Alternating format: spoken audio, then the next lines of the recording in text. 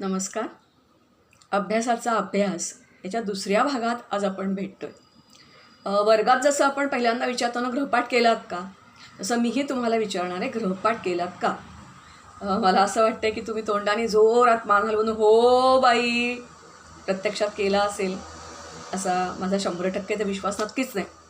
असो, पहिला मी तुम्हाला गृहपाठ दिला होता, नीट ऐका एकदा दोनदा आणि 1 किंवा 2 वाक्यात लिहून ठेवा तुम्हाला काय कळलं. मला वाटते ज्यांनी लिहिलं असेल त्यांनी उत्तमच, ज्यांनी लिहिलं नाही त्यांनी वहीच नोंद करून ठेवून द्या की वेळेचा सदुपयोग करावा. बस, दॅट्स ऑल. दुसरं मी तुम्हाला सांगितलं होतं की गृहपाठ शुद्धलेखन करा, गृहपाठ म्हणून रोज करा. आणि बऱ्याच वेळेला वर्गातही बाई सांगतात, पण आपल्याला प्रश्न पडतो की काय करायचं, कसं करायचं आणि का करायचं हे माहिती नसतं. आज मी मराठी आणि हिंदी असा गृहपाठ लिहायला सांगितला होता. यावेळेला मी ॲड करते इंग्रजीसुद्धा लिहायचं आहे. अर्थात मी जेव्हा मराठी हिंदी इंग्लिश म्हणते तेव्हा ते मराठी माध्यमाच्या मुलांना आणि इंग्रजी माध्यमाच्या मुलांना सुद्धा कोणतंही बोर्ड असो तेवढंच ॲप्लिकेबल आहे, कारण प्रत्येकाचा मेंदू एकाच प्रकारे काम करतो. तुमचं माध्यम कोणतं असो किंवा बोर्ड कोणतं असो.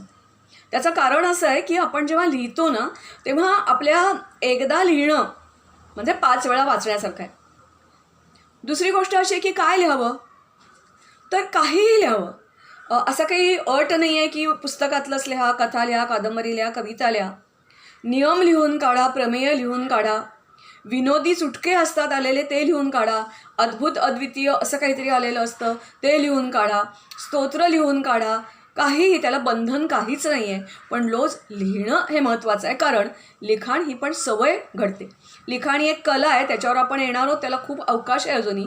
पण त्याच्या अगोदर लिहिता शुद्ध लेखनाचे नियम आहेत ना. पण आपण काही असं आठवून लिहित नाही ना की ही मला लिहायची आहे, मग एकच शब्द आहे का दीर्घ लिहायचा आहे का, मग सुरुवातीला आला आहे मग तो ऱ्हस्व लिहायचा आहे का, शेवटी आला आहे तर मग तो ऱ्हस्व लिहायचा आहे की दीर्घ लिहायचा आहे, संस्कृत उद्भव आहे का, असं करत नाही तर आपल्याला सहज सवयीने ते होत जातं. तशी तुम्हाला याची सवय होत जाईल आणि आपोआप शुद्धलेखन सुधारेल.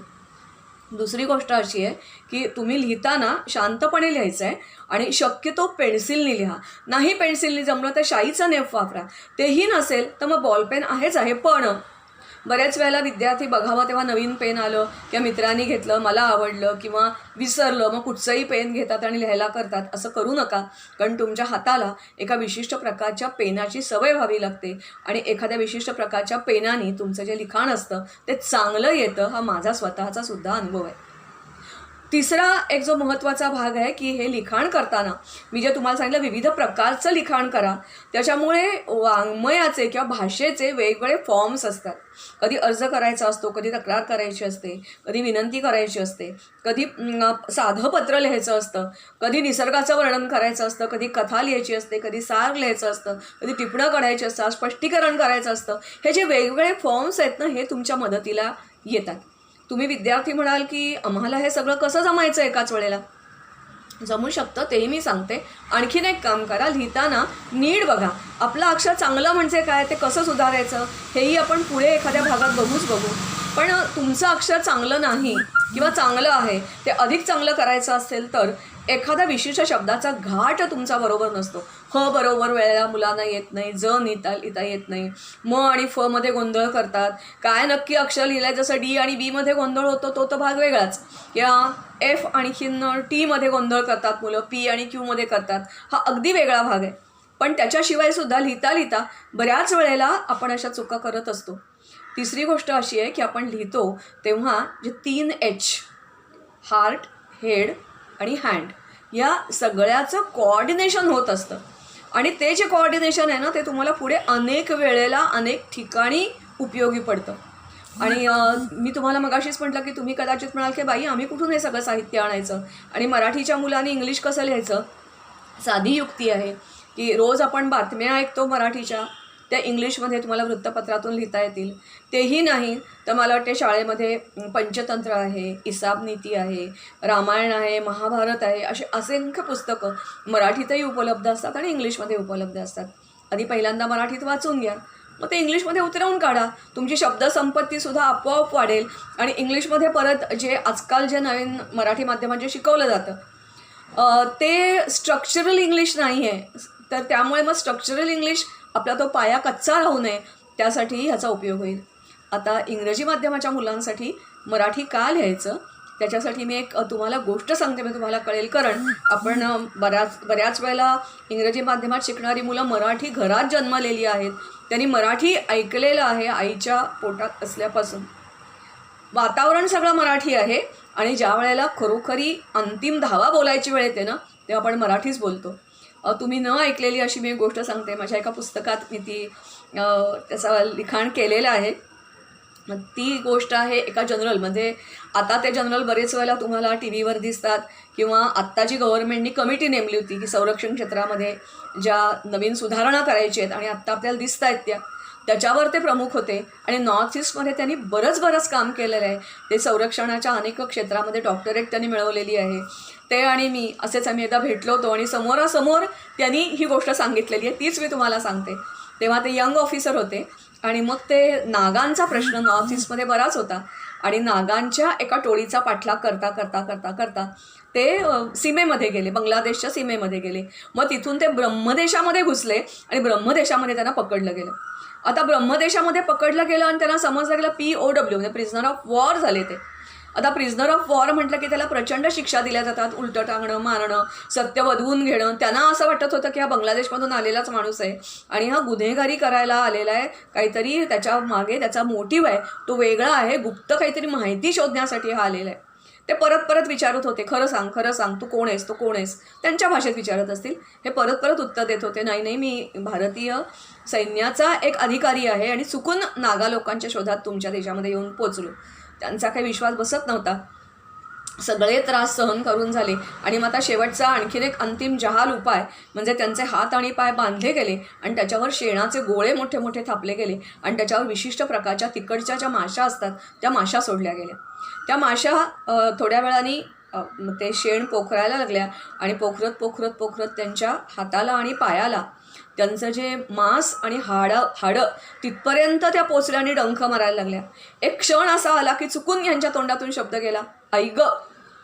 तो जो तिथला अधिकारी होता जो त्यांच्यावर वॉच ठेवून होता त्यांनी विचारलं, काय म्हणाला? त्यांनी परत उत्तर दिलं, आई ग. परत 9 वेळा प्रश्न विचारला, यांचं उत्तर तेच, आई ग. हे जे शब्द होते तो ऐकल्याबरोबर तो ब्राह्मी जो कोणी अधिकारी होता तो म्हणाला, छोडो इसको छोड दो आणि त्याला सीमारेषेपर्यंत आणून सोडलं. त्याचं कारण असं होतं की तो जो ब्राह्मी अधिकारी होता तो काही दिवस मुंबईला माटुंग्यात राहत होता आणि माटुंग्यात राहत असताना आई ग हे शब्द त्यांनी अनेक वेळेला ऐकलेले होते आणि त्यामुळे त्याला खात्री पटली की हा नक्कीच मराठी माणूस आहे आणि मग त्याला सोडलं गेलं. आजही त्या जनरलच्या हातावर तुम्ही जर कधी बघितलं तर हातावर असे त्यांच्या ते डंख मारलेल्या ज्या खुणा आहेत त्या अजूनही दिसतात. मला वाटते म्हणून मी तुम्हाला सांगते की मराठी आणि इंग्रजी तुम्ही थिंकिंग प्रोसेस तुमची जी असते ती मराठीमध्ये, थॉट प्रोसेस म्हणूया आपण, ती मराठीमध्येच असते. त्यामुळे असा भेद करू नका. हे दोघांसाठीही तेवढंच ॲप्लिकेबल आहे. त्याच्याशिवाय आज मी तुम्हाला जे सांगणार आहे ते म्हणजे घरातल्या घरात तुम्ही असंख्य प्रकारचे खेळ करू शकता. आता हे जे खेळ आहेत, बॉल म्हणजे क्रिकेट किंवा खेळ म्हणजे क्रिकेट असं बिलकुल नाही आहे. तर तुम्ही भोवरा घरामध्ये चालवायचा, बॉलाचे विशिष्ट म्हणजे साधा बॉलच पण वेगवेगळ्या प्रकारे तुम्हाला खेळता येतो. उड्या मारता येतात, सूर्यनमस्कार घालता येतात, काजा पाणी खेळता येतं, सरफोरं जे काय म्हणतो आपण पूर्वीचे अनेक खेळ तुमचे आई वडील त्यांना माहिती असेल त्यांना विचारून घ्या. असे असंख्य खेळ तुम्हाला खेळता येतात आणि एखादा छोटासा छंद काहीतरी करता येतोय का बघा. रोज वेगळं केलं तरी चालेल. परत मी तुम्हाला आणखीन एक सांगते की हा लेखनाची सुद्धा सवय झाली की किती होते. मी माझं खरं प्रत्यक्ष उदाहरण सांगते, 2 उदाहरणं देते आणि मग पुढचा गृहपाठ देऊन थांबते. पहिलं उदाहरण आहे, मी जेव्हा मुख्याध्यापिका म्हणून पोद्दारला काम करत होते तेव्हा आम्ही ठरवलं की शिक्षकांनी ऑफ तासाला वर्गात जायचं नाही, मुलांनी वर्ग सांभाळायचा. आपल्या शाळेत बहुतेक वेळेला मुलं भरपूर गडबड करत असतात. आम्ही काय केलं होतं, काही शिक्षकांनी सुरुवातीला मी सुरुवात केली व शिक्षक त्याच्यात भर घालत गेले आणि मग विद्यार्थी आणि पालकही भर घालत गेले. आम्ही इयत्तेप्रमाणे 5वीच्या मुलांना झेपणारं काय आहे, 6वीच्या मुलांना झेपणारं काय आहे, असं 5वी ते 10वी असे वेगवेगळे कार्ड्स बनवले होते आणि त्या कार्डावर मग काही शिक्षकांनी नंतर आणखीनही बरंच सुधारणा केल्या. कोणी प्रश्न विचारले, कोणी आणखीन काही केलं. मग मुलं ऑफ तास असला की लायब्ररीत जायची, आपली इयत्ता आणि तुकडी सांगायची आणि तो घेऊन यायची. कागदाचा जो गठ्ठा असेल तो कात्रणाचा साधा चिकटवलेला असायचा ड्रॉइंग पेपरवर आणि मग 200 पानी वही त्यांची वर्षभरामध्ये आराम के साथ भरायची. त्याला आम्ही बक्षीस ठेवलं होतं, उत्तम वही कोणाची आहे, आणि वर्गाला कोणत्या वर्गाने प्रामाणिकपणे हे काम केलेलं आहे. आणि गंमत तुम्हाला सांगायचं म्हणजे आमचा एक शिपाई होता महेंद्र म्हणून, तो हे सगळं काम बघायचा. त्याचं अक्षर खूप छान होतं, खूप गुणी होता. आणि मग नंतर काही मुलांनी आणखीन आपलं डोकं चालवलं, त्या वहीच्या मध्ये पानं जोडायला सुरुवात केली, त्याच्यावर त्यांनी जमवलेली माहिती लिहिली आणि लिहायचं त्यांना सवय इतकी छान लागली की विचारू नका. खूपच मुलांना आणि पालकांनी हा प्रयोग ॲप्रिशिएट केला. मी आपल्या शाळेत जेव्हा प्रायमरीच्या मुलांचे वर्ग घ्यायला सुरुवात केली तेव्हा मला एक माहिती होतं की मुलांना कविता पाठ करायचा म्हणून सांगितलं का कदाचित कंटाळा करतील, पण मुलांना खूप कविता आवडतात. पण नेहमीसारख्या टिपिकल अशा नाही, त्यांना वेगवेगळं काहीतरी गमतीशीर हवं असतं. मग मी बरीच पुस्तकं खरेदी केली, त्याच्या झेरॉक्स काढले आणि मुलांना सांगायला सुरुवात केली की तुम्ही ह्या कविता उतरवायच्या बरं का. अभ्यास शाळेत आला रे आला की अभ्यास सुरू व्हायच्या अगोदर मुलं गोळा व्हायतात, त्या गोळा व्हायच्या वेळेला तुम्ही त्या कविता लिहायच्या. आणि गंमत म्हणजे मी त्यांना सांगायची, आवरा आता 10 वाजून गेले, 11 वाजून गेले, वेळ होत आली आपली अभ्यासाची. मुलं म्हणायचं नाही बाई 2 मिनटं, बाई 2 मिनटं, बाई 2 मिनटं. त्यांना आम्ही दर आठवड्याच्या शेवटी बक्षीस द्यायचो. अर्थात बक्षीस म्हणजे खूप मोठं काही मुलांना लागत नाही बरं का. कधी एखादं चॉकलेट द्या, कधी शार्पनर द्या, कधी आपण दिसलं त्याच्या कंपासमध्ये की पट्टी त्याची नीट नाही आहे मग पट्टी द्या. काही वेळेला मुलं मी म्हटलं तसं पेन कुठचं तरी तुटकं फुटकं असायचं, मग पेन द्या. मुलं तेवढ्यावरही खुश असायची. तेवढंच काही नाही तर माझ्याकडची जी फुलं पानं जी काही माझ्याकडे जी पंचिंग मशीन्स आहेत त्याचा मी एक बंच द्यायची त्यांना, मुलं खुश असायची. थोडक्यात आपण का लिहितो हे जर आपल्याला कळलं तर लिहायला तुम्हाला नक्की आवडेल. मला असं वाटतं की आणखीन एक पुढच्या वेळेला मी जो गृहपाठ देणार आहे, परत लक्षात ठेवा, व्यायाम काही ना काहीतरी तुम्ही घरच्या घरी करा. घरातसुद्धा मला वाटते तुम्ही पुढच्या वर्षी व्यायामशाळा सुरू करा. आपल्या शाळेत व्यायामशाळा आहे, खूप जुनी व्यायामशाळा आहे आणि शाळा सुटल्यानंतर पूर्वी ती गच्चीवर भरायची, आता मैदानावर भरते. पण तुम्हाला त्याचा फार फायदा होईल. त्याच्या अगोदरसुद्धा तुम्ही तिकडे जा असं मी का सांगते, त्या व्यायामाचे सुद्धा कसे किती प्रकार आहेत. घरातल्या घरात पण आजकाल तुम्हाला हे बघायला मिळतील. पण काहीतरी व्यायाम करा, कारण शरीर आणि मन याचं खूप खूप छान असं एक प्रकारचं नातं आहे. आणखीन एक तुम्हाला मी गृहपाठ देते, कितपत जमतोय बघा. त्याची टेक्निक्स जी आहेत ती परत पुढे कधीतरी आपण बघणार आहोत. पण काहीतरी तुम्हाला पाठ करता येत आहे का बघा ना. पाठांतर कसं आणि काय करायचं ते आपण पुढच्या वेळेला बघूच या. पण आता आणखीन एका गोष्टीवर तुम्हाला मी गेल्या वेळेला जशी एक व्याख्या सांगितली होती की फुरसतीचा वेळ त्याचा सदुपयोग करण्याची कला म्हणजे अभ्यास, तशी आज एक तुम्हाला तुकारामांचा हा जो अभंग आहे ना ते आहे, असाध्य ते साध्य, असाध्य ते साध्य करिता सायास, कारण अभ्यास तुका म्हणे. आता तुम्ही तर म्हणाल की बापरे अशी कितीतरी उदाहरणं तुम्हाला कोणीतरी सांगितली असतील. मी तर तुम्हाला म्हणते की तुम्हीच तुमच्या वहीच्या एका कागदावर किंवा कुठच्याही एका कागदावर लिहायला सुरुवात करा बघू की तुम्हाला काही वर्षापूर्वी काही अशक्य होतं ते तुम्हाला सहज शक्य झालं. अगदी साधी गोष्ट आहे की जेव्हा मी सुरुवात केली असेल तेव्हा तुम्ही सांडत होतात ना आजूबाजूला सगळं, किंवा तुमच्या कपड्यावर सगळं सांडत होतं, मग आईने तुम्हाला शिकवलं असेल, तुम्ही सराव केला असेल, मग तुम्ही सांगायला नाही तू नको मदत करू. अशा असंख्य गोष्टी तुम्हालाही सापडतील.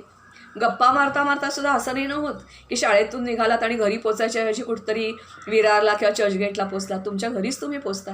हा सगळा सवयीचा परिणाम असतो. आणि असाध्य ते साध्य तुम्ही ते प्रयत्न करत असता, तुम्ही नोटीस केलेलं नसतं ते तुम्ही नोटीस करा. आणि पुढच्या वेळेला मी म्हटलं तसं जे होमवर्क दिलेलं आहे म्हणजेच दरवेळेला असाध्य ते साध्याचा विचार करणं हा एक भाग, एका वाक्यात किंवा आत्ता सांगितलं लिहून काढणं. दुसरं हे जे शुद्धलेखन आहे हे शुद्धलेखन लिहितच राहणं, थांबायचं नाही आहे, कायमची ही प्रक्रिया आहे. मला असं वाटतं आजही माझं लिखाण वेगळ्या कारणासाठी असेल पण आजही माझं लिखाण सुरू असतं, अनेकांचं सुरू असतं. मला वाटते समर्थांनीसुद्धा ह्याच्यावर खूप काय काय छान सांगितलेलं आहे. दुसरी गोष्ट मी तुम्हाला सांगितली त्याची की काहीतरी खेळ खेळायला सुरुवात करा आणि पाठांतराला सुरुवात करा. असाध्य ते साध्य करिता सायास तुका म्हणे अभ्यास. चला सुरुवात करूया आणि पुढच्या सोमवारी परत भेटूया. धन्यवाद.